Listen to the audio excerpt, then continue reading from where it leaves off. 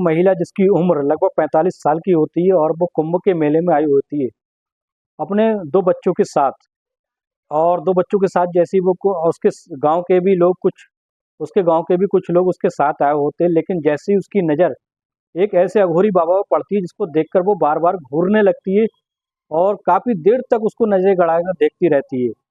दोस्तों, उसको देखकर ऐसा लग रहा था कि उसके कोई खास रिश्तेदार या कोई जान पहचान का वो अघोरी बाबा है, जिससे वो लगातार अपनी नजरें टकटकी लगा हुए देखती जा रही है। लेकिन उसे लोग ये नहीं समझ पा रहे थे आखिर माजरा है क्या। उसके बेटे लगातार अपनी माँ से कह रहे थे कि माँ, आखिर तुम इस अघोरी बाबा को इतनी गौर से क्यों देख रही हो, आखिर तुम्हारा उससे रिश्ता क्या है। तो दोस्तों, कुछ देर के बाद वो उसकी माँ कहती है कि अघोरी बाबा, ये जो अघोरी बाबा कोई और नहीं बल्कि ये तुम्हारे पिता हैं, जो 27 साल पहले छोड़कर तुम्हें चले गए थे। जैसे ये बात उसके दोनों बच्चे सुनते तो सुनकर बड़ा हैरान रह जाते हैं और कहते हैं कि ये कैसे हो सकता है। 27 साल पहले उनके पिता जो थे वो उनकी एक्सीडेंट में मौत हो चुकी थी, लेकिन ये अघोरी बाबा उनके पिता कैसे हो सकते हैं। सुनने के बाद ये बात जो आपकी तरफ फैल जाती है, सोशल मीडिया पर इस तरह से छा जाती है कि कुंभ के मेले में कोई बिछड़ा हुआ उसका पति मिल गया। ये खबर सोशल मीडिया पर वायरल हो जाती है, लोग भौचक्के रह जाते हैं, आखिर ऐसे कैसे हो सकता है कि 27 साल पहले जिसका पति बिछड़ चुका है वो आज कुंभ के मेले में कैसे मिल सकता है। क्योंकि आज तक हमने जो घटनाएं सुनी है कि कुंभ के मेले में बिछड़े हुए भाई जो बिछड़ जाते थे, बचपन में बिछड़ जाते थे, वो जवानी पे मिल जाते थे। आज तक हमने ऐसी सच्ची घटनाएं सुनी है, लेकिन आज ये कुंभ के मेले में ऐसी घटना दोबारा सामने आई है, जिसे सुनकर आप सब दंग हैरान रह जाएंगे। आखिर सच्चाई क्या है, जानते हैं। नमस्कार दोस्तों, क्राइम स्टोरी में आपका स्वागत है। मैं अफसर सिद्दीकी। अगर आपने हमारे चैनल को सब्सक्राइब नहीं किया तो सब्सक्राइब जरूर कर लें, ताकि हमारा मोटिवेशन बना रहे। दोस्तों, ये सच्ची घटना हम बताने जा रहे हैं। झारखंड का एक छोटे से गांव के रहने वाला एक गंगा सागर यादव, उसकी पत्नी होती धनबधू यादव। दोस्तों, इनका जो परिवार होता है बड़ा संपन्न परिवार होता है और बहुत अच्छे से जिंदगी जी रहे होते हैं। सागर यादव का कारोबार होता है, दूध का कारोबार होता है, और साथ में वो पशुओं का भी पशुओं को बेचने का कारोबार करता था। इस तरीके से वो अपनी जिंदगी का निर्वाह कर रहा होता है। पत्नी धनबधू यादव होती है, वो प्रेग्नेंट होती है, उसका एक लड़का होता है। उससे उनकी जिंदगी बहुत अच्छे से चल रही थी। उसका पति कभी कभी गंगा सागर यादव झारखंड से बहुत बहुत दूर निकल जाता था और कई के दिन में अपना व्यापार के सिलसिले में कई के दिन में घर पर लौटता था। दोस्तों, ये तो आम घटना होती है, लेकिन एक दिन ऐसा हो जाता है कि गंगा सागर यादव जो होता है अपने किसी कारोबार के सिलसिले में घर से बाहर निकलता है, लेकिन वो घर पर नहीं पहुंच पाता है। जब काफ़ी दिनों का समय बीत जाता है, उसके बाद उसकी पत्नी धनबधू यादव जो प्रेग्नेंट होती है और उसके जो भाई होते हैं मिलकर उसकी तलाश करने लगते हैं। दोस्तों, तलाश करते करते काफ़ी समय हो जाता है। वो पुलिस थाने में एफआईआर दर्ज कराते हैं, रिपोर्ट दर्ज कराते हैं कि वो आखिर उसका पति गंगा सागर यादव आखिर है कहाँ, वो काफ़ी समय से गायब हो चुका है। इस तरीके से वो उनको ढूंढने तलाश करने लगते हैं। दोस्तों, धीरे धीरे जब समय बीतता जाता है तो एक दिन उनको एक ऐसी खबर मिलती है जिसको सुनने के बाद धनबधू यादव यानी उसकी पत्नी गंगा सागर यादव की पत्नी जो होती है वो बहुत हैरान और परेशान हो जाती है। उसमें एक खबर मिलती है कि बिहार पटना में उसके पति की एक्सीडेंट में मौत हो चुकी है। और उसको जाकर वो देखने के लिए जैसे ही धनबधू यादव और उसके जो परिवार के लोग जाते हैं, दोस्तों जाकर देखते हैं, लेकिन उनको ऐसी किसी घटना का सच सामने नहीं आता। उन्हें ये क्लियर नहीं हो पाता, ना ही उसकी किसी गंगा सागर यादव की लाश मिल पाती है। और इस तरीके से वो धनबधू यादव है वो सब्र कर लेती है कि हो सकता है उसके पति की कहीं पर मौत हो गई है और इस वजह से वो उसका पति अब वापस कभी नहीं आएगा। दोस्तों, अब क्या होता है, धनबधू यादव को बच्चा जो होता है कुछ महीनों के बाद उसके बच्चे को जन्म दे देती है। अब वो एक लड़का होता है। दोस्तों, अब इसको 2 लड़के हो जाते हैं।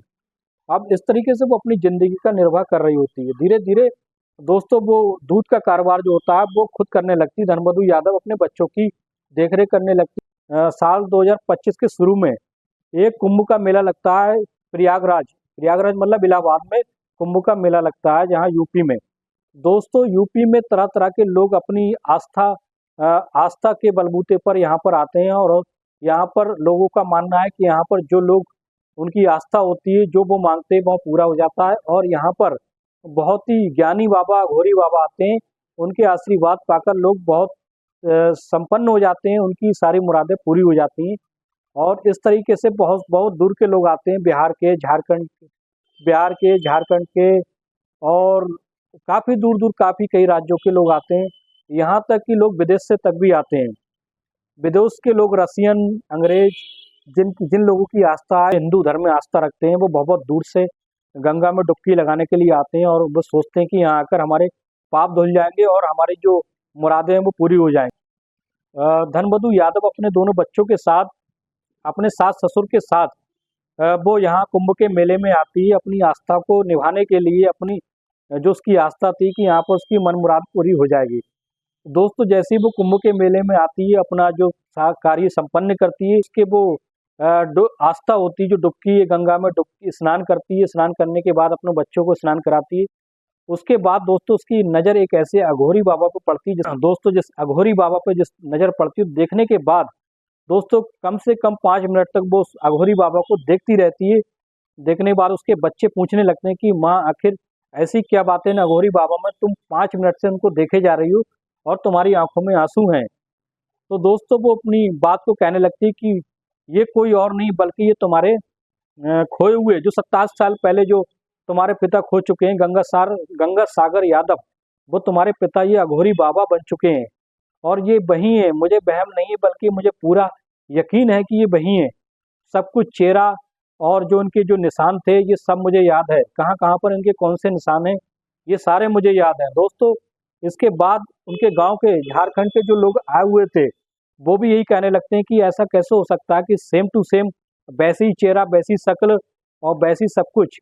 और गंगा सागर यादव ये वही गंगा सागर यादव हैं जो 27 साल पहले वहाँ से 27 साल पहले झारखंड से चले आए थे और ये अघोरी बाबा बन चुके हैं। दोस्तों फिर क्या होता है, ये बात धीरे धीरे सोशल मीडिया पर वायरल होने लगती है, इतनी ज़्यादा वायरल हो जाती है और लोग बड़ा हैरत अंगेज नज़रों से देखने लगते हैं और सोचने लगते हैं कि आखिर ये कैसे हो सकता है। आज तक तो हमने सुना था कि कुंभ के मेले में 2 बिछड़े भाई हो जाते हैं जो बचपन में वो मिल सकते हैं, लेकिन आज ये घटना सुनिए कि किसी का पति जो 27 साल पहले खो चुका है वो आज अघोरी बाबा बनकर यहाँ पर बैठा है। दोस्तों जब ये बात उसके गांव वाले लोग सकते हैं तो उसके धनबधू यादव के बच्चे जाकर उन अघोरी बाबा के पास जाते हैं और उनका आशीर्वाद लेते हैं और कहते हैं तुम हमारे पिताजी हो और तुम हमारे साथ हमारे गांव चलो। तुम 27 साल पहले हमें छोड़कर यहाँ आ गए कि शायद तुम अब इस दुनिया में नहीं रहे और तुम अघोरी बाबा बनकर यहीं पर रह रहे हो, अब तुम मेरे साथ चलो। जैसे ही अघोरी बाबा ये बात सुनते हैं तो संबित होते हैं और कहते हैं कि मैं कोई तुम्हारा पिता नहीं हूँ, मैं अघोरी बाबा हूँ।